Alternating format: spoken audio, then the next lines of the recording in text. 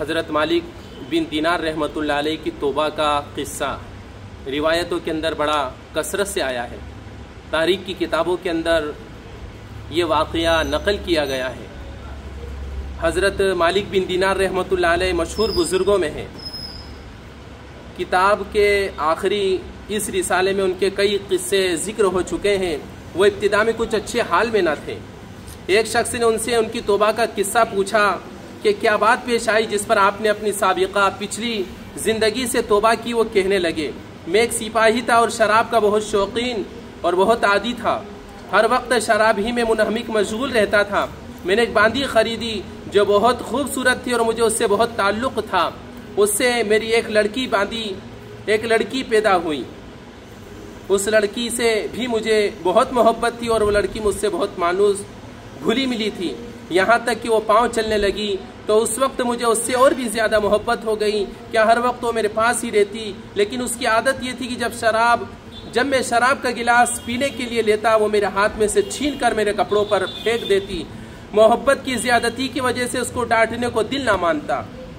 جب وہ 2 برس کی ہو گئی تو اس کا انتقال ہو گیا. اس صدمے نے میرے دل میں زخم کر دیا. ایک دن 15 شعبان کی رات تھی. میں شراب میں مست تھا. عشاء کی نماز بھی نہ پڑھی, اسی حال میں سو گیا. میں نے خواب میں دیکھا کہ حشر قائم ہو گیا. لوگ قبروں سے نکل رہے ہیں. میں بھی ان لوگوں میں ہوں جو میدان حشر کی طرف جا رہے ہیں. میں نے اپنے پیچھے کچھ آہٹ سی سنی. میں نے جو مڑ کر دیکھا تو ایک بہت بڑا کالا اژدہا میرے پیچھے دوڑا ہوا آ رہا ہے. اس کی کیری نیلی آنکھیں ہیں, منہ کھلا ہوا ہے اور بے تحاشا اندھا دھند میری طرف دوڑا ہوا آ رہا ہے. میں اس کے ڈر سے گھبرا کر خوف زدہ زور سے بھاگ رہا ہوں اور وہ میرے پیچھے بھاگا چلا آ رہا ہے. سامنے مجھے ایک بوڑھے میاں نہایت نفیس بہت عمدہ لباس نہایت مہکتی ہوئی خوشبو ان میں سے آ رہی ہے ملے. میں نے ان کو سلام کیا. انہوں نے جواب دیا. میں نے ان سے کہا خدا کے واسطے میری مدد کیجیے. وہ کہنے لگے میں ایک ضعیف کمزور آدمی ہوں. یہ بہت قوی طاقتور ہے. یہ میرے قابو کا نہیں ہے. لیکن تو بھاگا چلا جا, شاید آگے کوئی چیز ایسی مل جائے جو اس سے نجات کا سبب بن جائے. میں بے تحاشا بھاگا جا رہا تھا. مجھے ایک ٹیلا نظر پڑا. میں اس پر چڑھ گیا, مگر وہاں چڑھتے ہی مجھے جہنم کی دیکھتی ہوئی آگ اس ٹیلے کے پرے نظر پڑی. اس کی دہشت ناک ڈراؤنی صورت اور اس کے منظر نظر آئے. ان سب حالات کے دیکھنے کے باوجود اس سانپ کی اتنی دہشت مجھ پر سوار تھی, اس سانپ کا اتنا ڈر مجھ پر سوار تھا اور اسی طرح بھاگا جا رہا تھا کہ قریب ہی تھا کہ جہنم کے گڑھے میں جا پڑوں.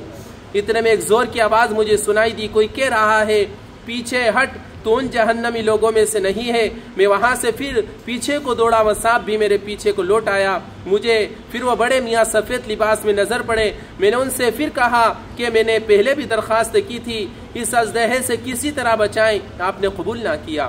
وہ بڑے میاں رونے لگے اور کہنے لگے میں بہت ضعیف ہوں. یہ بہت قوی طاقتور ہے. میں اس کا مقابلہ نہیں کر سکتا. البتہ سامنے یہ ایک دوسری پہاڑی ہے, اس پر چڑھ جا. اس میں مسلمانوں کی کچھ امانتیں رکھی ہیں. ممکن ہے تیری بھی کوئی ایسی چیز امانت رکھی ہو جس کی مدد سے اس اژدہے سے بچ سکے. میں بھاگا ہوا اس پر گیا اور وہ اژدہا میرے پیچھے پیچھے چلا رہا ہے.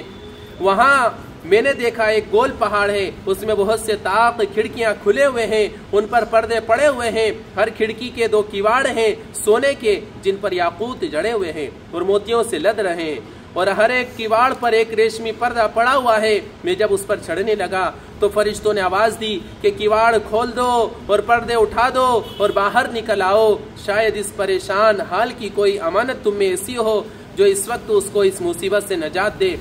اس کی آواز کے ساتھ ہی ایک دم کیواڑ کھل گئے اور پردے اٹھ گئے اور اس میں سے چاند جیسی صورت کے بہت سے بچے نکلے. مگر میں انتہائی پریشان تھا کہ وہ سانپ میرے بالکل ہی پاس آ گیا تھا. اتنے وہ بچے چلانے لگے ارے تم سب جلدی نکل آؤ. وہ سانپ تو اس کے پاس ہی آ گیا. اس پر فوجوں کی فوجیں بچوں کی نکل آئیں. ان میں دفعتاً اچانک میری نگاہ اپنی اس 2 سالہ بچی پر پڑی جو مر گئی تھی. وہ مجھے دیکھتے ہی رونے لگی اور کہنے لگی خدا کی قسم یہ تو میرا ابا جان ہے. اور یہ کہتے ہی تیر کی طرح کود کر ایک نور کے پلڑے پر چڑھ گئی اور اپنے دائیں ہاتھ کو میرے داہنے کی طرف بڑھایا. میں جلدی سے اس سے لپٹ گیا اور اس نے اپنے داہنے ہاتھ کو سانپ کی طرف بڑھایا. وہ فوراً پیچھے کو بھاگنے لگا. پھر اس نے مجھے بٹھایا اور خود وہ میری گود میں بیٹھ گئی اور اپنے دائیں ہاتھ کو میری داڑھی پر پھیرنے لگی اور کہنے لگی ابا جان الم یعنی للذین آمنوا، کیا ایمان والوں میں سے جو لوگ گناہوں میں مبتلا رہتے ہیں ان کے لیے اس بات کا وقت ابھی تک نہیں آیا ان کے دل اللہ کے ذکر کے واسطے اور اس حق بات کے واسطے جو ان پر نازل ہوئی ہے جھک جائیں۔